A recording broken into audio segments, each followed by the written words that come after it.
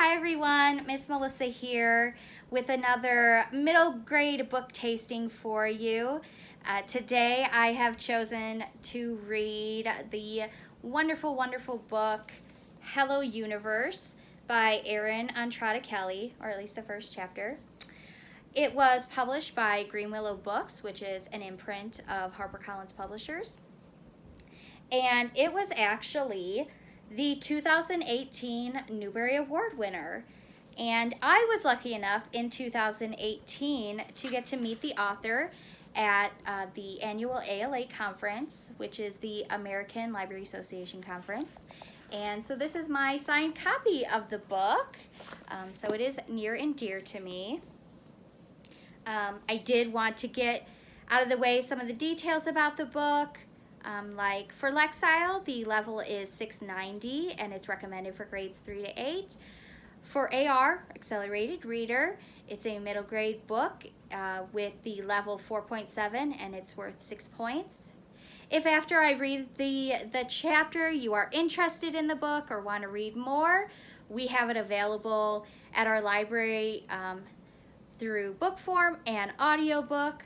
So you are welcome to put a hold on those, and we have curbside pickups if you want to come and get it. It is also available as an ebook and an e-audio book on our Overdrive website or your Libby app. And it's available as an ebook and audiobook on our Hoopla website. So if you don't want to wait for it or get on a wait list, please, you can check it out immediately on Hoopla, which is just amazing. So here we go. Hello Universe. Hello Universe is basically about 4 kids that are living in the same town. They don't necessarily go to the same school, but they're the same age, and they kind of cross paths, some more than others. They all have a little bit of shyness, different problems in their lives, and so we see how their lives kind of intersect and how they interact with each other. A main part of the book is that one of the characters, through what was supposed to be a harmless prank, ends up getting trapped at the bottom of a well. Oh my goodness. So we see through this incident how people come together. We see friendships being made, and we see that though you may not feel like it, you are braver than you believe, and that there are more people out there that care about you than maybe you know. I think those are some really great qualities in a middle grade book, and so that's why I chose it. Another cool part I like to mention is that it takes place in one day, so I always love books that take place in one day, and I was so hooked on Hello Universe that I finished it in less than one day because I just had to know what happens. So let's go ahead and read the first chapter. Now I did want to give a side note that one of the main characters, Virgil, which the first chapter is about, his family is from the Philippines, and Miss Melissa here cannot do accents, so I am not going to try, though there will be a few words that maybe have a little bit of flair to them. But let's go ahead and read Hello Universe. Chapter 1, and right here we have a little guinea pig. So this is Virgil, the main character's little guinea pig. Chapter 1, Grand Failure. 11-year-old Virgil Salinas already regretted the rest of middle school, and he'd only just finished 6th grade. He imagined all those years stretching ahead of him like a long line of hurdles, each of them getting taller, thicker, and heavier, and him standing in front of them on his weak and skinny legs. He was no good at hurdles. He'd found this out the hard way. In gym class, where he was the smallest, most forgettable, and always picked last. All things considered, he should have been happy on the last day of school. The year was over. He should have been skipping home, ready to tackle the bright summer ahead. Instead, he walked through the front door like a defeated athlete. Head low, shoulders hunched, a sack of disappointments sitting on his chest like an anvil. Because today, it was official. He was a grand failure. "Oi, Virgilio," said his grandmother, his Lola, when he came in. She didn't look up. She was in the kitchen slicing a mango. "Come take one of these. Your mother bought too many again. They were on sale, so she buys 10. And what do we need 10 mangoes for? They're not even from the Philippines. They're from Venezuela. Your mother bought 10 Venezuelan mangoes, and for what? That woman would buy kisses from Judas if they were on sale." She shook her head. Virgil straightened his posture so Lola wouldn't suspect anything was wrong. He took a mango from the fruit bowl. Lola's eyes immediately scrunched together. Eyebrows immediately scrunched together, sorry. Only they weren't really eyebrows, because she'd plucked them clean. "What's wrong? Why you have that look?" she said. "What look?" Virgil said. "You know." Lola didn't like to explain herself. "Is that pug-faced boy at school being mean to you again?" "No, Lola." For once, that was the least of his worries. "Everything's fine." Said Lola. She knew everything wasn't fine. She noticed everything about him. They had a secret kinship. It'd been that way ever since the first day she'd come from the Philippines to live with them. On the morning she arrived, Virgil's parents and identical twin brothers immediately rushed her in a flood of hugs and hellos. With the exception of Virgil, that's how the Salinas family was. Big personalities that bubbled over like pots of soup.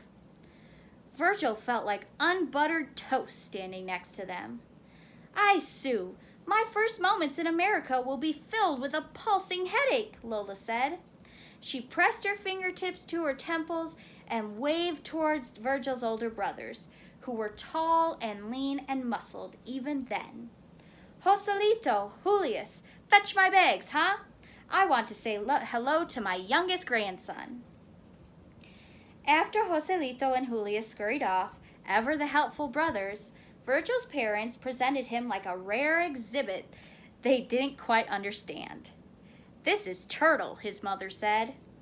That was their name for him, Turtle, because he wouldn't come out of his shell. Every time they said it, a piece of him broke. Lola had squatted in front of him and whispered, "You are my favorite, Virgilio."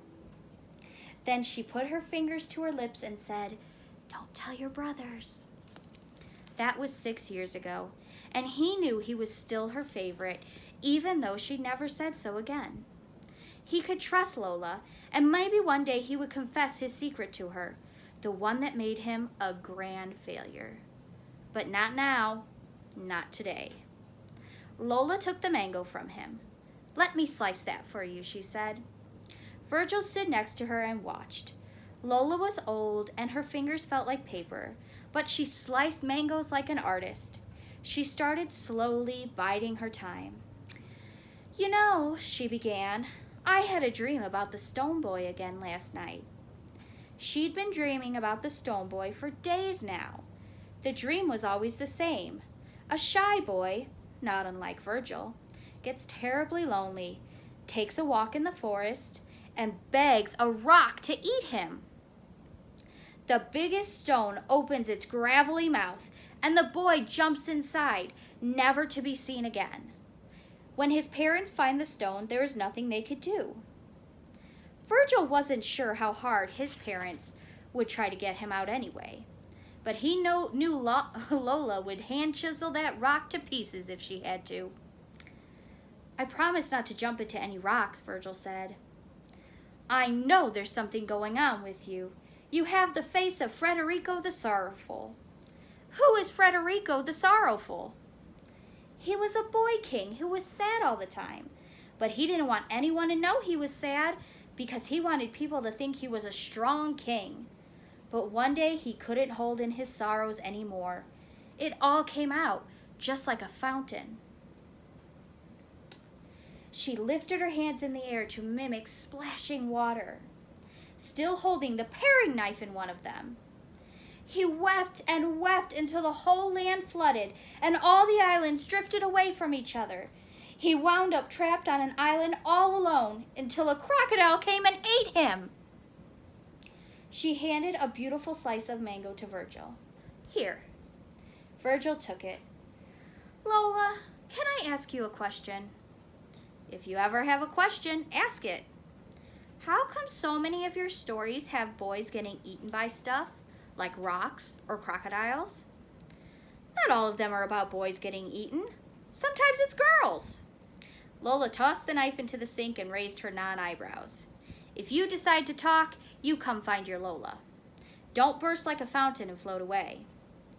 Okay, said Virgil. I'm going to my room to check on Gulliver, make sure he's okay. Gulliver, his pet guinea pig, was always happy to see him. He would chirp as soon as Virgil opened the door. He knew it. Maybe he wouldn't feel like such a failure then. Why wouldn't he be okay? Lola called out as Virgil walked toward his room. Guinea pigs can't get in much trouble. Virgil could hear her laughing as he placed the mango between his teeth. And that's the first chapter of Hello Universe.